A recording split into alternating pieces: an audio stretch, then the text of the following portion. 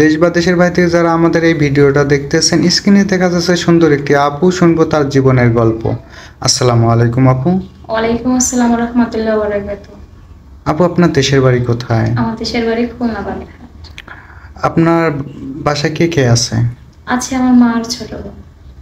আপনার বাবা কি হয়েছে? আমার বাবা আরো 7 বছর আগে মারা গেছে, স্ট্রোক করছিল। আমাদের এখানে কিসের জন্য এসেছেন? আপনাদের এখানে আসছি ভালো একটা মনের মানুষের জন্য। আমাদের এখানে আসলে কি ভালো মনে মানুষ পাওয়া যায়? আমি আসলে অনেকেরই দেখছি যারা আমার মতো অসহায়, এরা সুখে শান্তিতে সংসার করতেছে। আপনাদের এখানে আইসা আপনারা যে ব্যবস্থা করে দিচ্ছেন, এই ব্যবস্থার মাধ্যমে তারা কিন্তু অনেক সুখে আছে। অনেক মেয়ে আছে তো প্রবাসীদের সাথে বা দেশের মানুষের সাথে প্রতারণা করে, আপনারাও কি এরকম আপনিও কি এরকম করবেন? আসলে দেখেন, সবাই তো আর এক না, একজনের জন্য 7 জনের বদনাম হয়। এখন গরিব মানুষ বা আমার আম্মু এই শিক্ষা দিয়ে মানুষ করে নাই। আসছি মিডিয়ার সামনে, আসছি এই কারণে যাতে ভালো একটা মানুষের দেখা পায়। তা আপু, আপনার কি আগে কি বিয়ে শাদী হয়েছিল? জি না। মিথ্যা কথা বলতেছেন না তো? না না, অবশ্যই মিথ্যা কথা বলবো না। কারণ শুনেন, যাদের বিয়ে হয় তাদেরও কিন্তু বিয়ে হয়, জি। বিবাহিত মেয়েদেরও বিয়ে হয়। বুঝতে তো পারলাম। সেখানে আমার লুকানোর কোনো প্রয়োজন নেই। তা আপু, আপনার কি হাতে কোনো ফোন ইউজ করেন? জি না।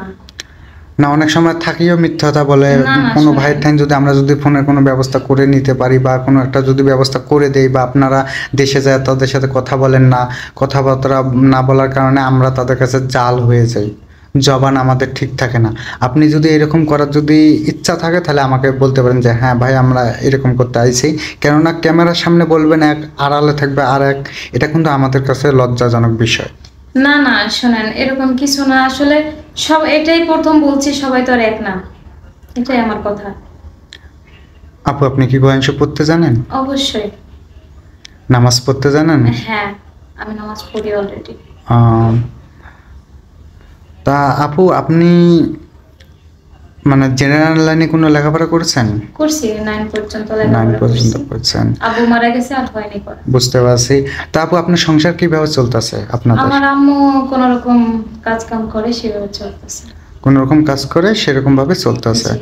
তা আচ্ছা আপু, আপনার যেহেতু 7 বছর আগে আপনার বাবা মারা গেছে, এখন আপনার যেহেতু একটা ছোট্ট একটা বোন আছে, তা আপনার বোন এখন কত বয়স আপনার বোনের? আমার বোনের বয়স 9 বছর।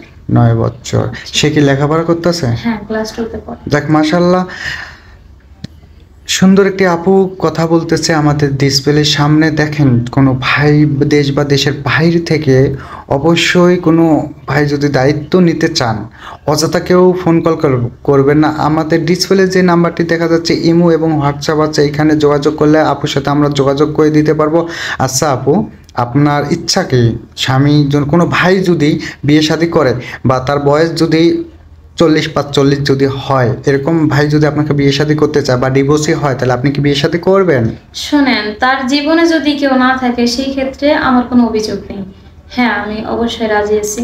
আর বয়স বয়স বা সৌন্দর্য, এটা দিয়ে মানুষের কোনোদিন সংসার হয় না। কোনো ভাই যদি 2টে বিয়ে করতে চায়, যেহেতু আমাদের হাদিস কোরআনে আছে 4টে বিয়ে করা হ্যাঁ, ফরজ সেই পর্যন্ত। ক্ষেত্রে উনি যদি ওনার ওয়াইফকে বলে বা পারমিশন নিয়ে সেভাবে যদি আমাদের দুজনকেও একভাবে রাখতে পারে, তাহলে কোনো সমস্যা নেই। পরে তো সতীনের সাথে ঝগড়াঝাটি করবেন না, চুল ছেঁড়াছাড়ি করবেন না না, তো? কেন? সমান চোখে দেখলে কে ঝগড়া করবে? তাকে কিভাবে দেখবেন? আপনার যে সতীন যদি হয়, তাকে কিভাবে দেখবেন? শোনেন, এখন সবার মন তো আর এক না। আশা করি যদি সেইভাবে যে বিয়ে করবে, সে যদি দুজনকে সমান চোখে দেখে, তাকে আমি বোন হিসেবেই দেখবো।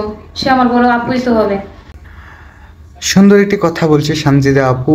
আপনারা যে যেখান থেকে দেখতেছেন, অবশ্যই আমাদের ভিডিওর ডিসপ্লে যে নাম্বারটি দেখাচ্ছে, ইমো এবং হোয়াটসঅ্যাপ, আপনারা সবাই যোগাযোগ রাখবেন এবং অযথা কেউ ফোন কল করবেন না। আর যদি অযথা কেউ ফোন কল করেন, আমরা অবশ্যই আপনাদেরকে ব্লক করা বাধ্য হব। আপনারা যদি খাঁটি মন থেকে যদি সুন্দর একটি মন মানসিকতা নিয়ে যদি আমাদের সাথে যোগাযোগ করেন বা তাকে বিয়ে শাদী করতে চান, তাহলে ইনশাআল্লাহ আমরা যোগাযোগ করে দেবো। আসসালামু আলাইকুম আপু। ওয়ালাইকুম আসসালাম ওয়া রাহমাতুল্লাহি ওয়া বারাকাতুহু।